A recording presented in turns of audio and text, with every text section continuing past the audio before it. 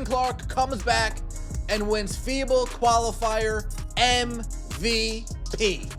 While all the other players are staying fresh, staying in the groove, going down. Look closely at the gold medals around their necks. They're lying to you. Team USA did not win the FIA World Cup due to their experienced leadership. They won to cover up the largest corporate hijacking in women's basketball history. And the undeniable proof is just inside this box score. Welcome back to WNBA Pro. I need you to lock the doors, turn off your notifications, and give me your undivided attention because what we're about to reveal today will forever change the way you see this entire sport. The establishment media is urgently attempting to sell you a fairy tale. They want you to quietly cheer after the final score of 84-70 against Spain. They want you to mindlessly follow the corporate narrative, but you are not a casual fan. You're an operator. Operators understand how to read the tape. We are not expecting a triumphant victory today. We are witnessing a live, internationally televised corporate crime scene organized by a panicked establishment clutching to the last shreds of its own relevance. Don't be fooled by the phony smiles on the podium. When confronted with a formidable, highly disciplined European threat in Spain, Team USA's coaching staff, influenced by a terribly insecure locker room, made the most terrible tactical decision in modern basketball history. The American brain trust lost all composure, rather than the most lethal weapon in the sport's history. Instead of turning over the keys to the undisputed leader of the entire basketball environment, they violently bent the knee. Caitlin Clark was benched during her gold medal match. However, this is far from the worst part. Their institutional sabotage is far more extensive. When they finally let her on the floor, they did the unthinkable. They had her play power forward. I need that terrifying reality to sink in. We're talking about the finest perimeter playmaker on the planet. A generational offensive architect with exceptional computing power to fully alter time and space. And the coaching staff, in their infinite rotten wisdom, deliberately chose to play her completely out of position. They demoted the offense's ultimate CEO to the position of passive minimum contract screener. They required the most serious threat in the worldwide market to physically guard a gigantic 6 feet 4 inches Spanish post player. Do you realize the extent of blatant corporate sabotage required here? This was hardly an insignificant coaching change. This was a highly politicized mandate. They purposely put her in a difficult, physically taxing situation. They pushed her to waste large amounts of physical energy in grueling post-up battles for one dark reason: to artificially decrease her offensive performance. They deliberately chose to jeopardize the defensive integrity of the entire national squad. They risked giving up the gold medal because they were frightened of letting her run the offensive. But what happens when you take the basketball away from your billionaire franchise player? The cost was instant, and it was completely humiliating. The American offense, deprived of its major pace-setting catalyst, slid right into the suffocating Spanish trap. The basketball stuck relentlessly. The half-court sets were painfully slow, entirely predictable, and easily disturbed. The coaching staff, succumbing to locker room political pressure, assigned Chelsea Gray major ball handling responsibilities. They gave her an incredible 26 minutes of highly secured floor time, as well as a raw, mathematically harsh return on that big corporate investment. 8 points for assists and 4 completely disastrous turnovers. This is a theoretically devastating 1-to-1 ratio in the hyper-efficient realm of elite professional basketball. Operating as a starting point guard in a 1-to-1 ratio is the pinnacle of offensive failure. It means you are actively losing crucial goods. It means you are violently losing money on a global scale. Because they were terrified of the alternatives, the establishment deliberately chose excessive inefficiency. They enabled established players such as Kelsey Plum and Kalia Copper to exert aggressive dominance over half-court sets. They chose self-serving isolation strategies over all team concepts. Why? Why would they jeopardize a title just to increase their own numbers? It's a multi-billion-dollar secret. Furthermore, it includes the largest boardroom extortion in the sport's history. However, we must first expose their political fragility in the locker room. Despite being maliciously played completely out of position and visibly starved of basketball by her own teammates, Caitlin Clark completely and utterly dominated the mathematical reality of the tournament. And the global market simply bypassed their toxic locker room politics and delivered the ultimate humiliating slap in the face to the WNBA establishment. Caitlin Clark has been officially named the FIA World Cup MVP. I need that paradigm-shifting reality to seep deep into your brain processes right now. FIBA is an objective international governing body. They don't care about WNBA locker room politics. They don't care whose sentiments are damaged. They just worry about pure, unadulterated, and highly efficient kinetic creation. And when the International Voting Committee examined the raw data, they completely overlooked the veteran's selfish isolation basketball and crowned the indisputable CEO. How dominating was she? How badly did she expose the establishment's suppression tactics? You will not believe the sheer insanity of these numbers. Oh, let us have a look. Number 1 in points, assists, 2 shooting percentage, plus, minus, and 2-point field goal. Listen to the statistical massacre. Number 1 in points, assists, and plus, minus. But I need you to concentrate your entire attention on the most horrifying figure of all. Number 1 in 2-point field goal percent. We're talking about a 24-year-old perimeter guard who the establishment desperately insists has a mid-range game, and she just surpassed gigantic, highly paid legacy centers by shooting 52% from the field.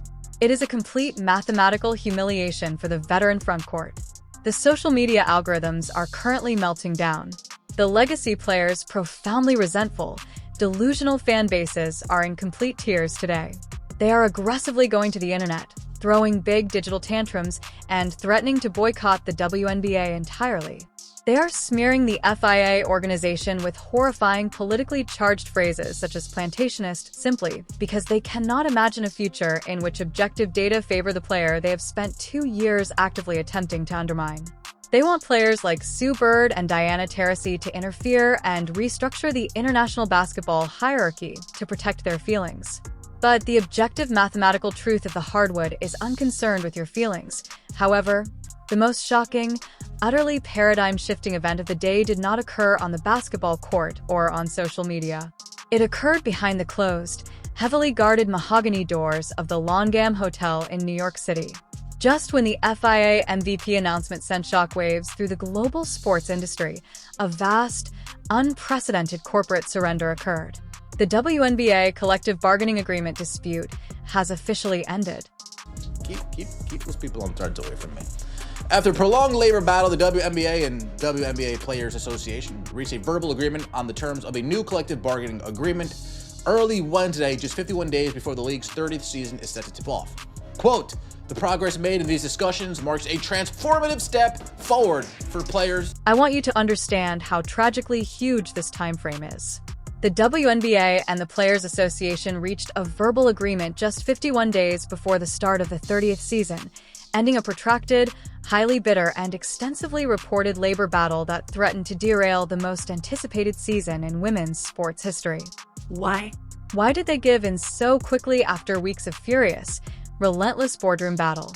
I will explain why in detail. Because the billionaire owners viewed the FIBA MVP announcement.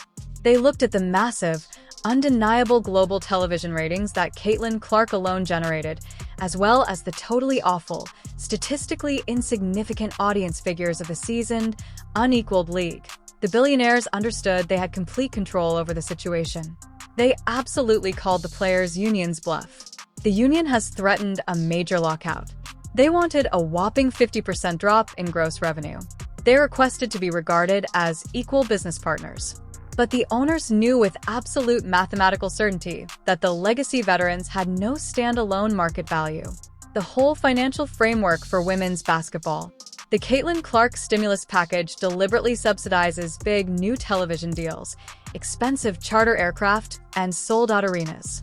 The players' union stood firmly on business. Despite the fact that they had secured a fantastic deal, the gravitational pull of number 22 had totally built the corporation on which they stood. The irony is more significant than a bank vault. These are the same veterans that publicly attempted to undermine her power, communicated subliminal signals, and committed hard fouls throughout the previous season. Her arrival outraged them. They opposed the media coverage she received. They deliberately undermined her during the FIA championship game.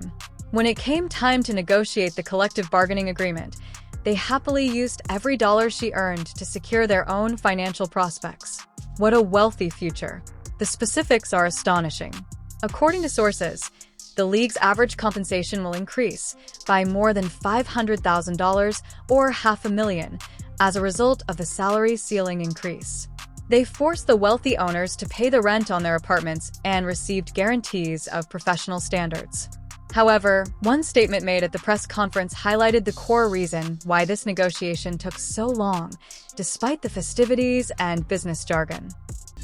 This is Alicia Clark. What we just accomplished is going to change the lives of so many players, Clark said. We got you the best houses that they're going to pay for. And speaking from experience, players like me are going to be the ones that I think feel it the most. Yeah, the players on their way out? Yeah, that's why it's taking so long. That's why it's been taking so long, because old players... Listen attentively as experienced forward Alicia Clark spills the absolute truth. Speaking from experience, I believe that players like me will feel it the most. Players like her, veterans nearing the end of their professional careers. This is precisely why the negotiations were pushed into the 11th hour. The established senior players in the league recognized that this was their last chance to secure a large cash payout before retiring. They were willing to hold up the entire 2026 season in order to get the Caitlin Clark money before they retired. They were the ones holding up the process, wanting rapid, aggressive revenue sharing, whereas the younger players just wanted to get on the court and capitalize on the sport's tremendous momentum. It's an absolutely brutal commercial dynamic. The veterans secured the bag, and they did so on the back of the rookie, who they had been grumbling about for a year. Even with a verbal agreement in place, the logistical upheaval that awaits the WNBA front offices over the next 51 days is unparalleled. A verbal agreement does not constitute a ratified contract. The official term sheet must yet be finalized, voted on, and approved by the massive players' union and the WNBA Board of Governors. While the attorneys argue over punctuation, the WNBA calendar is rapidly imploding on itself. The league is preparing for a two-team expansion draft with Portland and Toronto.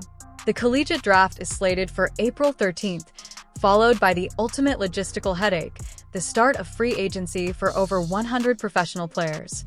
Because the players choose to opt out of the previous CBA, almost every significant superstar in the WNBA is now a free agent. The general managers have been sitting on their hands for months, unable to create their rosters because the game's financial rules simply did not exist. Once this agreement is approved, the WNBA will face the most tumultuous, violent, and volatile free agency period in history. General managers will be frantically outbidding each other. Players will be scrambling to secure the hefty new $500,000 contracts. Teams will be entirely disassembled and reconstructed in a matter of days.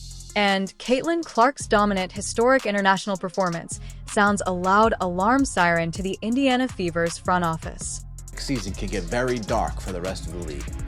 Could get very dark for the rest of the league. Amber Cox and Kelly Crosswell have got to put an actual team around her, a team that will play to her play style. Got to do that. Can't bring in some old veterans who think that they're going to go for the MVP this year. We got to bring in some role players that know their role. Shout out to The Rock. Know your role. Listen to the full truth as it is spoken here. Amber Cox and Kelly Kroskoff, the developers of the Indiana Fever franchise, bear enormous, unprecedented responsibility. They have the most powerful offensive engine in the sport's history, and they are about to enter the most critical free agency period in WNBA history. They cannot afford to make mistakes. They cannot afford to bring in egomaniacal veterans who assume it is their turn to shoot the hoop. They cannot afford to sign players who want solitary post-ups or who require the ball in their hands for 14 seconds of the shot clock to feel active in the offense. The recipe for creating a dynasty around Caitlin Clark is quite easy, but the general manager must be completely brutal. You must build a roster of highly specialized role players. You require rim-running bigs who can set brick wall screens and collect 50-foot transition passes.